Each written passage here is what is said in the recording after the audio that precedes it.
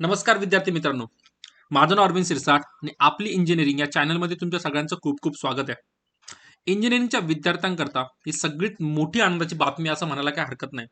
महाजेनकोने आपल्या bulk opening recently जाहीर केल्या आहेत आणि याच्यामध्ये ऑलमोस्ट सगळ्याच ब्रँचेस एलिजिबल आहे मित्रांनो, कम्प्युटर वगैरे सोडली तर. त्याच्यामुळे प्रत्येक इंजिनिअरला ही एक अतिशय गोल्डन अपॉर्च्युनिटी आहे जर ते गव्हर्नमेंट जॉब करू इच्छिता. याच्यामध्ये फॉर्म कसा भरायचा, काय काय क्रायटेरिया आहे, इलिजिबिलिटीमध्ये आणखी कोणकोणते फॅक्टर इम्पॉर्टंट आहे, ऑनलाईन ऍप्लिकेशन करताना तुम्हाला कोणकोणत्या गोष्टी तुमच्याजवळ पाहिजे आणि मराठीसाठी कोणता ऍप्लिकेशन फॉर्म भरून द्यायचा आहे, ही सगळी माहिती आपण डिटेलमध्ये या ॲडव्हर्टाइजमध्ये बघणार आहोत. सगळ्यात महत्त्वाचं म्हणजे याच्यामध्ये जी गोल्डन अपॉर्च्युनिटी एक मला दिसते ती मुलींकरता दिसते, कारण त्यांना एक स्पेशल रिझर्वेशन महाजेनकोने दिलंय. जर नॉर्मली बघायला गेलं तर हे रिझर्वेशन फक्त सेंट्रल गव्हर्नमेंट देतं, पण यावेळेस स्टेट गव्हर्नमेंटने सुद्धा मुलींना कन्सिडर केलेलं आहे. चला डिटेल ॲडव्हर्टाईज सुरू करूया. त्याच्या अगोदर तुम्ही चॅनलला जर नवीन असाल आणि तुम्हाला असेच नवीन नवीन इंजिनिअरिंग रिलेटेड पोस्ट हवे असतील तर चॅनलला सबस्क्राईब करायला मात्र विसरू नका. चला सुरू करूया. बघा, महाजेनकोने टोटल नंबर ऑफ, तुम्हाला माहिती असेल, टोटल नंबर ऑफ 661 एवढ्या पोस्ट, 661 व्हॅकन्सी मित्रांनो जाहीर केल्या.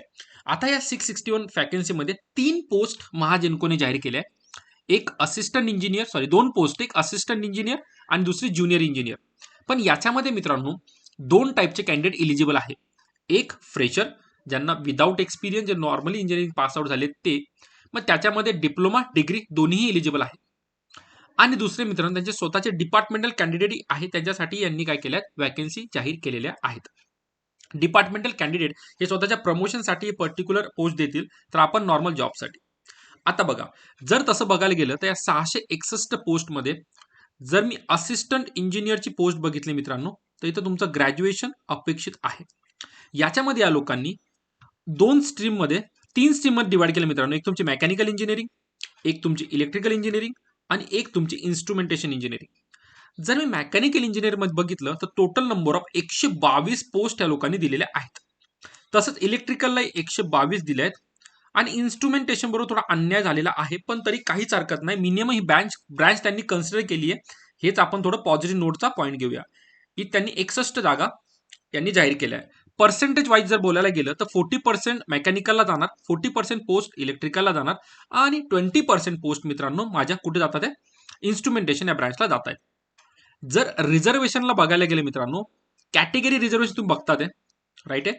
कॅटेगरी रिझर्वेशन मित्रांनो बघा, हॉरिझॉन्टल आणि व्हर्टिकल 2 टर्म या लोकांनी वापरलेत. याचं तुम्हाला थोडं एक्सप्लेन. हॉरिझॉन्टल म्हणजे मित्रांनो तुम्ही वॅकन्सी अशा बघा, reservation for example woman reservation, sport reservation आणि तुमचं जनरल रिझर्वेशन.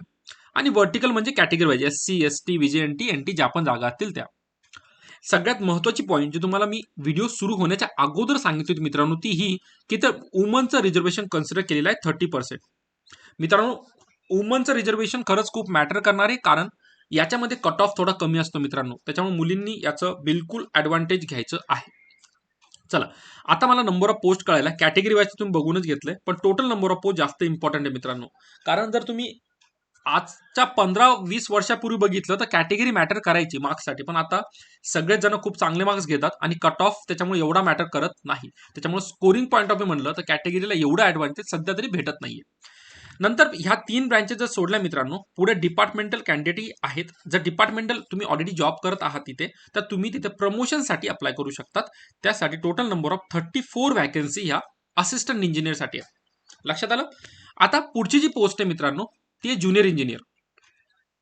आता ज्युनियर इंजिनियरमध्ये जर बोलायला गेलं मित्रांनो, याच्यामध्ये जर व्हॅकन्सी बघितल्या तर तुमच्या मेकॅनिकल स्ट्रीमसाठी आहे, नंतर तुमच्या इलेक्ट्रिकल आणि परत इन्स्ट्रुमेंटेशनच आहे. याच्यामध्ये जर बघितलं तर परत 116 रिस्पेक्टिव्हली कोणाकोणाला दिलंय, मेकॅनिकल आणि इलेक्ट्रिकल इंजिनियरला दिलेत. आणि तुमच्या इन्स्ट्रुमेंटेशनच्या व्हॅकन्सी किती मित्रांनो, 58 व्हॅकन्सी आहे, राईट आहे. ह्या व्हॅकन्सी तुम्हाला परत इथे रिझर्वेशन जर बघितलं तर वुमनला परत इथे रिझर्वेशन भेटणार आहे. बाकी रिझर्वेशन आहे मित्रांनो, एक सर्व्हिसमॅन रिझर्वेशन, तुम्ही जर प्रोजेक्ट अफेक्टेड पर्सन आहात तर तुम्हाला याचंही रिझर्वेशन भेटेल.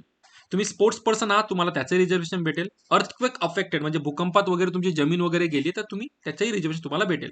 पण मित्रांनो एक गोष्ट लक्षात घ्यावा, जर तुम्ही कोणतंही रिझर्वेशन अप्लाय करत आहात तर तुमच्याकडे ते सर्टिफिकेट अवेलेबल पाहिजे.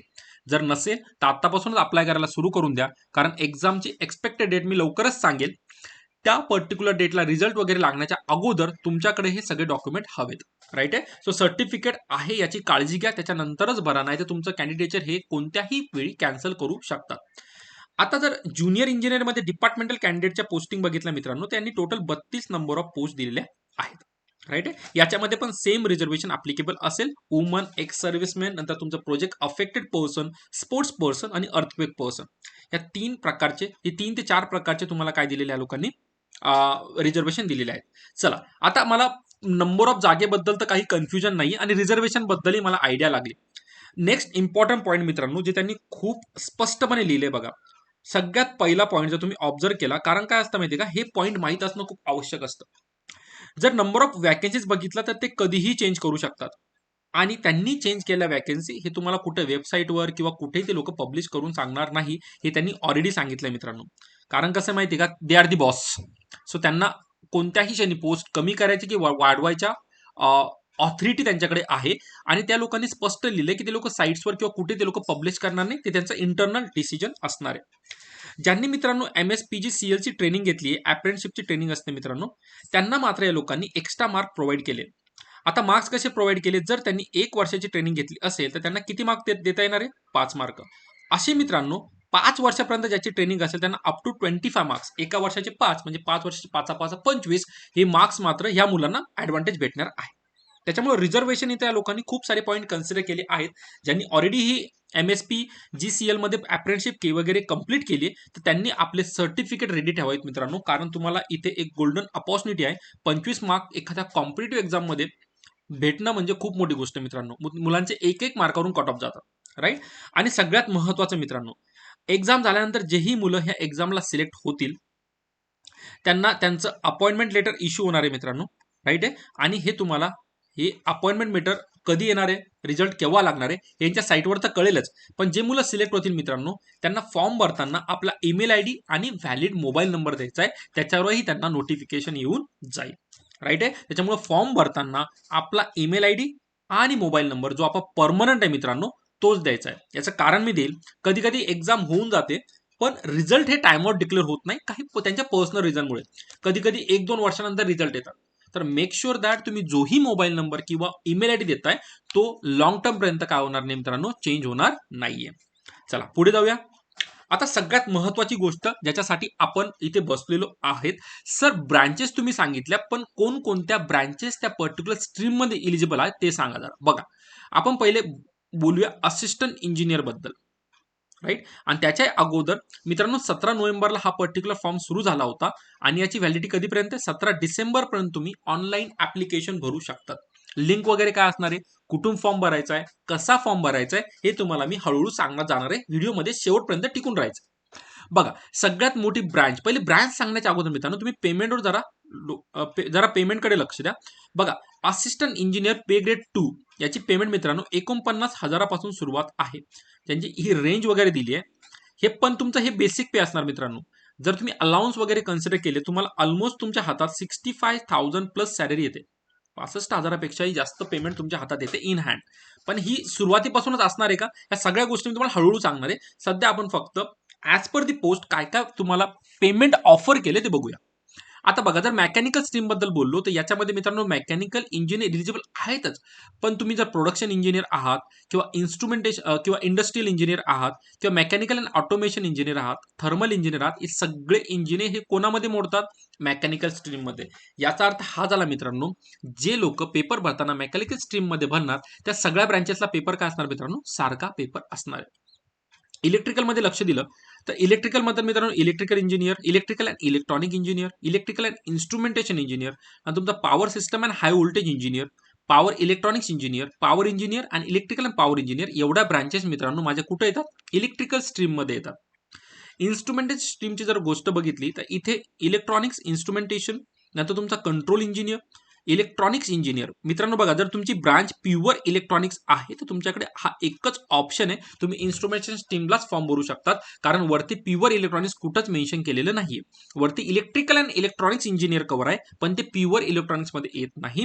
त्यामुळे जर तुम्ही प्युअर इलेक्ट्रॉनिक्स ब्रांचचे आहात तर तुम्हाला इन्स्ट्रुमेंटेशन स्ट्रीम मध्येच फॉर्म भरावा लागेल. राईट आहे. तर ह्या झाल्या मित्रांनो वेगवेगळ्या ब्रांचेस. याच्यामध्ये तुम्ही इलेक्ट्रॉनिक्स अँड पॉवर इलेक्ट्रॉनिक्स बघितलं असेल, इलेक्ट्रॉनिक्स अँड कम्युनिकेशन ब्रांच बघितली असेल फ्रॉम रिकॉग्नाइज युनिव्हर्सिटी. राईट आहे. आता याच्यासाठी जर काय एक्सपिरियन्स लागणार आहे का आम्हाला फॉर्म भरायला, तर मित्रांनो एक्सपिरियन्सची काहीही गरज नाहीये. जर तुम्ही फ्रेशर आहात तरी तुम्ही फॉर्म भरू शकता. मग एक्सपिरियन्स कोणाला लागेल मित्र, तुम्हाला मी सुरुवातीला सांगितलं होतं डिपार्टमेंटल कॅन्डिडेट हा एक त्यांचा डिपार्टमेंट कॅन्डिडेटसाठी सुद्धा त्या लोकांनी वॅकन्सी डिक्लेअर केलेल्या आहेत. त्या लोकांना मात्र मिनिमम 5 इयर्स सर्व्हिस एक्सपिरियन्स हवा, तरच ते लोक ॲज अ डिपार्टमेंट कॅन्डिडेट म्हणून इलिजिबल आहेत. हे झालं असिस्टंट इंजिनियर. जर तुम्ही ज्युनियर इंजिनियरचं बघितलं मित्रांनो, यांचेही पे स्केलमध्ये एवढा डिफरन्स नाहीये. 37,000 पासून यांची पे स्केल सुरू होते. त्याच्यामुळे ऑलमोस्ट तुम्हाला 50-55 पर्यंत इन हँड सॅलरी आरामात ज्युनियर इंजिनियरला पण भेटून जाते. याच्यामध्ये जर बघितलं मित्रांनो, ज्युनियर इंजिनियरमध्ये जेही मुलं सध्या डिप्लोमा करतायत, काय करताय, डिप्लोमा करतायत, ते लोक इलिजिबल आहेत. बघा मेकॅनिकल स्ट्रीममध्ये डिप्लोमा मेकॅनिकल, फक्त मेकॅनिकल ब्रांच इलिजिबल आहे, बाकी कोणतीच ब्रांच मेकॅनिकल स्ट्रीममध्ये इलिजिबल नाहीये. जर तुम्ही इलेक्ट्रिकल स्ट्रीम बघितली, त्याच्यामध्ये तुमचा डिप्लोमा कशात झाला पाहिजे, इलेक्ट्रिकलमध्ये किंवा इलेक्ट्रिकल अँड पॉवर इंजिनिअरिंगमध्ये. या दोनच ब्रांचेस इलेक्ट्रिकल स्ट्रीममध्ये आहेत. इन्स्ट्रुमेंटेशन स्ट्रीम बघितली मित्रांनो, तर डिप्लोमा इन इन्स्ट्रुमेंटेशन इलेक्ट्रॉनिक्स किंवा इलेक्ट्रॉनिक्स अँड टेलिकम्युनिकेशन या दोनच ब्रांचेस इन्स्ट्रुमेंटेशन इंजिनिअरिंगमध्ये स्ट्रीममध्ये इलिजिबल आहे. इथे प्युअर इलेक्ट्रॉनिक्सला काहीही स्कोप नाहीये मित्रांनो. राईट आहे. चला, जर पुढं जर बघितलं मित्रांनो, याच्यामध्ये जर एक्सपिरियन्स बघितला तर आउटसाइड कॅन्डिडेटला परत नो एक्सपिरियन्स. पण जर तुम्ही डिपार्टमेंटल कॅन्डिडेट आहात, जर तुम्ही डिपार्टमेंटल तुम्हाला वॅकन्सी पाहिजे असेल, तर त्यासाठी मित्रांनो तुम्हाला कमीत कमी 5 वर्षाचा एक्सपिरियन्स अपेक्षित आहे. कारण तेवढा एक्सपिरियन्स असेल तरच तुम्ही ॲज अ डिपार्टमेंट कॅन्डिडेट म्हणून इलिजिबल आहात. 1 इयर 2 इयर हे कॅन्डिडेट कोणत्याही अँगलने तिथे इलिजिबल नाही. राईट आहे. चला पुढे बघूया. जर पुढे बघायला गेलं मित्रांनो, पुढे आपण एज लिमिट बद्दल बोलणार आहोत. जर एज लिमिट बद्दल मी बोलायला गेलो तर याच्यामध्ये मात्र कॅटेगरीला स्पेशल रिझर्वेशन दिलेलं आहे. राईट आहे. बघा जर एज लिमिट बघितले तर अप टू 38 इयर्स, म्हणजे ओपन कॅटेगरीमध्ये जर तुम्ही 38 इयर्सचे आहात तरीही तुम्ही ह्या पर्टिक्युलर पोस्टसाठी का आहात, इलिजिबल आहात. बघा मग आता बाकीचं जर बघितलं, कारण आपल्या डिपार्टमेंटल कॅन्डिडेट पण आहे आणि कॅटेगरी वाईज पण कॅन्डिडेट आहेत, यांच्यासाठी जर एज लिमिट चेक केली तर डिपार्टमेंटल कॅन्डिडेट मित्रांनो अप टू 57 इयर्स अलाउड आहे. आणि जर तुम्ही डिपार्टमेंटल प्लस कॅटेगरीमध्ये आहात, तुम्हाला ऍडिशनल किती वर्ष भेटणार आहे मित्रांनो, 5 वर्ष भेटणार आहे. आणि जेही मुलं मित्रांनो ओपन कॅटेगरीमध्ये फॉर्म भरत आहेत त्यांना ॲज पर ओपन कॅटेगरी म्हणजे काय अप टू 38 इयर्स एवढंच एज अलाउड आहे. राईट आहे. पण यांच्यामध्ये पण मित्रांनो काही या लोकांनी काय दिलंय, जर तुम्ही ओपन कॅटेगरीचे आहात पण तुम्ही पर्सन विथ डिसॅबिलिटी किंवा स्पोर्ट्स पर्सन आहात किंवा प्रोजेक्ट अफेक्टेड पर्सन आहात किंवा एक्स सर्व्हिसमॅन आहात, तर मात्र तुम्ही 45 वर्षापर्यंत जर हा पर्टिक्युलर फॉर्म भरू शकतात. म्हणजे जरी तुमचं वय 45 वर्षापर्यंत येते तरी तुम्ही या फॉर्मला एलिजिबल आहात. एक नवीन नॉर्म या लोकांनी ऍड केला मित्रांनो. आपल्याला माहिती कोरोना काळामध्ये जेही मुलं परीक्षेला अप्लाय करत होते किंवा प्रिपरेशन करत होते त्यांना कोरोना काळामुळे सगळंच बंद होतं. त्याच्यामुळे मित्रांनो जर तुम्ही 1/3/2020 ते 17/12/2021 ह्या पर्टिक्युलर एजमध्ये घरी होतात किंवा प्रिपरेशन करत होतात, ह्या पर्टिक्युलर एजमध्ये तुमचं एज येते, तर तुम्हाला 1 टाइम 1 इयरचं बेनिफिट भेटणार आहे. 1 टाइम बेनिफिट म्हणजे काय, जर तुम्ही हा फॉर्म भरला मित्रांनो, त्याच्यामध्ये तुम्ही जर हे रिलॅक्सेशन क्लेम केलं 1 वर्षाचं, तर तुम्ही दुसऱ्या कोणत्याही परीक्षेला हे क्लेम करू शकत नाही. हे कोणत्याही गव्हर्नमेंटला 1 टाइम क्लेम असणार आहे. राईट आहे. आणि परत जे लोक अप्रेंटिसशिप वगैरे करतात ना मित्रांनो, तुम्हाला ऑलरेडी बोललो होतो महाजिंकोची जी अप्रेंटिसशिप होते, जर त्या लोकांनी जी अप्रेंटिसशिप वगैरे केली आहे तर त्यांनाही एजचं लिमिट 45 वर्षापर्यंत जातं. परत त्यांनी काय सांगितलंय, कोणताही एक्सपिरियन्स किंवा एज जर कॅल्क्युलेट तुम्हाला करायचं असेल तर 17/12 पर्यंत तुम्ही ते कन्सिडर करू शकता. म्हणजे 17 डिसेंबर 2022 पर्यंत जितकं एक्सपिरियन्स होईल मित्रांनो त्याचंच कॅल्क्युलेशन इथे कन्सिडर केल्या जाणार आहे. चला परफेक्ट, पुढे जाऊया. आणि आता सगळ्यात महत्वाची गोष्ट मित्रांनो, condition applicable for backward class, जे पण रिझर्वेशन मध्ये आहेत त्यांसाठी कोणकोणत्या कंडिशन अप्लाय. बघा मित्रांनो याच्यामध्ये जे इम्पॉर्टंट पॉईंट आहे तेच मी कव्हर करणार आहे. बाकीचे पॉईंट एवढे इम्पॉर्टंट नाहीये. बघा सगळ्यात महत्वाचा पॉईंट, जर तुम्ही कॅटेगरीमध्ये येतात मग तुमची कॅटेगरी कोणती असू शकते मित्रांनो, SC ST VJNT NT right, OBC EBC whatever. जर तुम्ही ते कॅन्डिडेट आहात मित्रांनो, जर तुम्ही रिझर्वेशन क्लेम करत आहात, सगळ्यात पहिले म्हणजे तुम्ही महाराष्ट्राचे कॅन्डिडेट पाहिजे, you are belonging to Maharashtra state. दुसरी महत्वाची गोष्ट म्हणजे तुमच्याकडे ते पर्टिक्युलर व्हॅलिडिटी सर्टिफिकेट अवेलेबल पाहिजे मित्रांनो at the time of joining.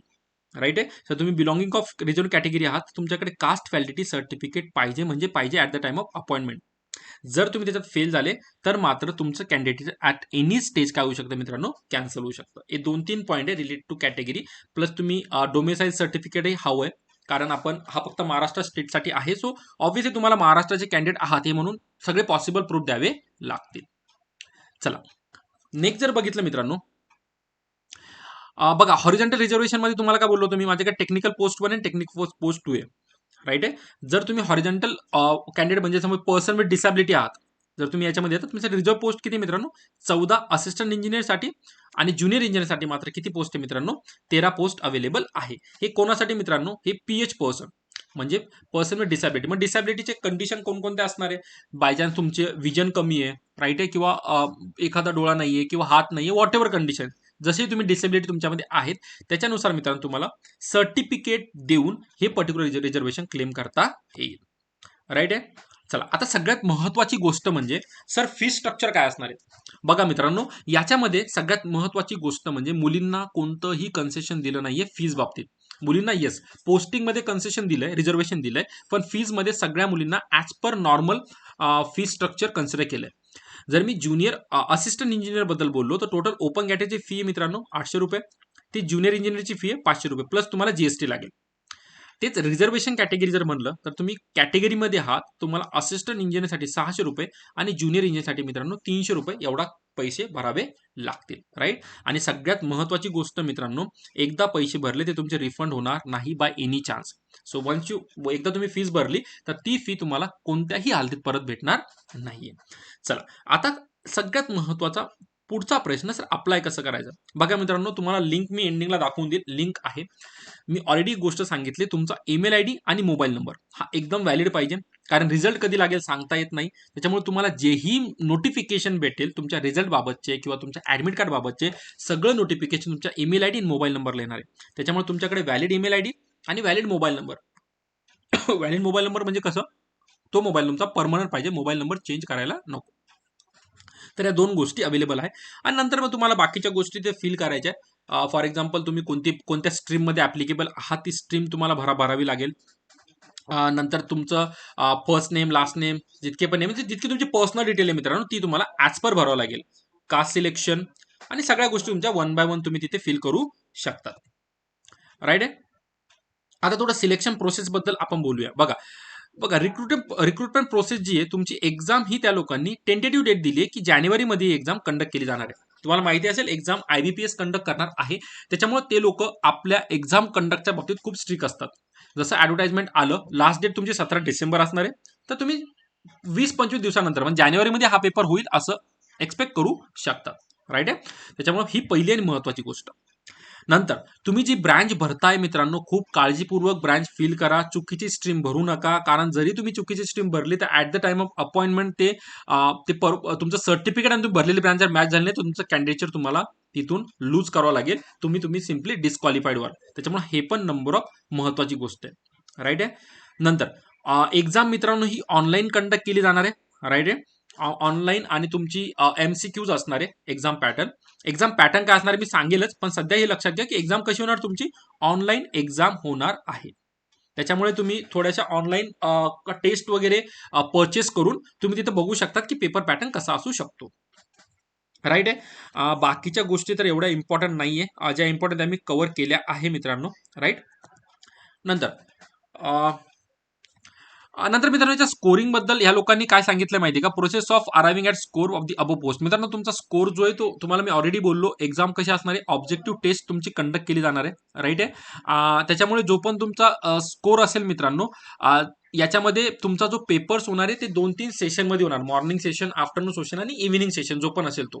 त्याच्यामुळे सपोज एखाद्या सेशनचा पेपर इझी आला तर नॉर्मलायझेशन केलं जातं मित्रांनो मार्काचे, त्याच्यामुळे कोणावर अन्याय व्हायला नको. राईट आहे. आणि तुमचा जो टेस्टचा स्कोर असेल तो अप टू 2 डिजिट कन्सिडर केला जाणार आहे कट ऑफसाठी.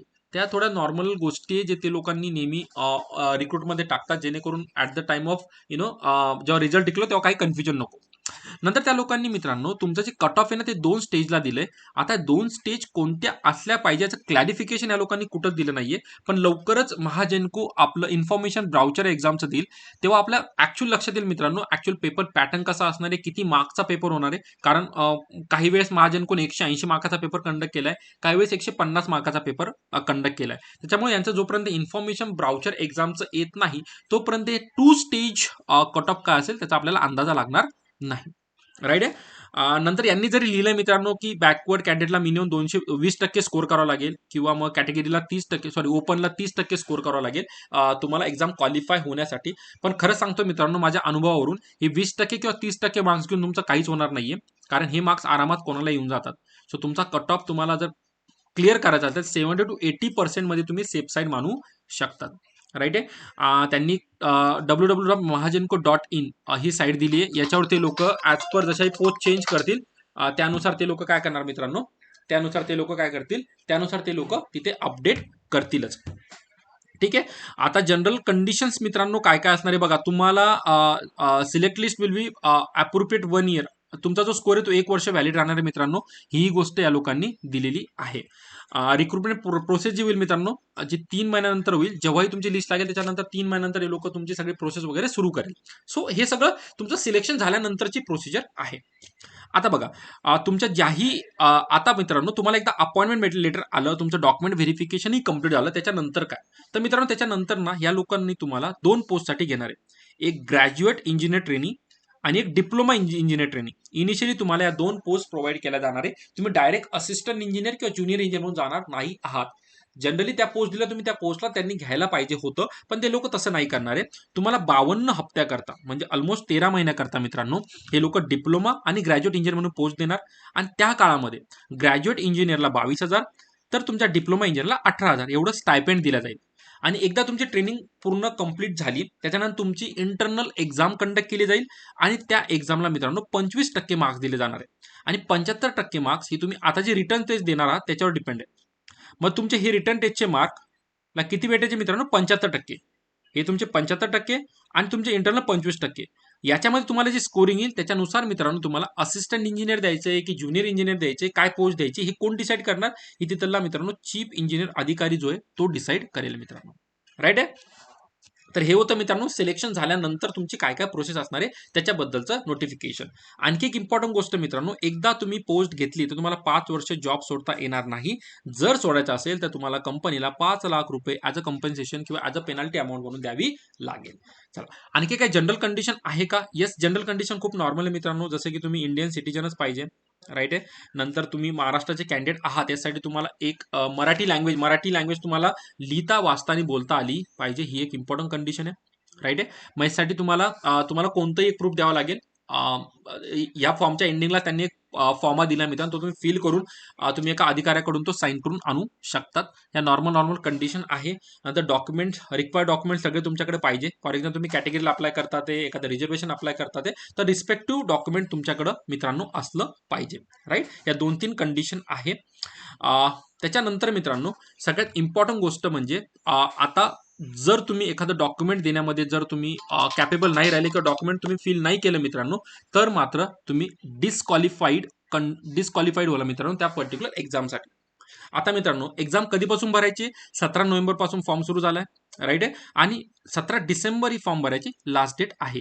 तुम्ही mahajenko.co या साईटवर .com या साईटवर जाऊन मित्रांनो हा पर्टिक्युलर ऍप्लिकेशन फॉर्म बिलकुल भरू शकतात. याच्यामध्ये तुम्हाला टेक्निकल एक्झामला पॅटर्नमध्ये मित्रांनो तुमचे टेक्निकल स्किल म्हणजे रिस्पेक्टिव्ह ब्रँचचे स्किल, नंतर तुमची ॲप्टिट्यूड, नंतर तुमचं रिझनिंग, नंतर तुमचं इंग्लिश मित्रांनो सांगता येत नाही, येऊ पण शकतं नाही पण येऊ शकतं, पण तुम्हाला प्रिपेअर राहावं लागेल. आणि मराठी लँग्वेजसाठी 10 मार्काची टेस्ट घेतली जाईल. राईट आहे. पेपर किती मार्कचा असणार आहे?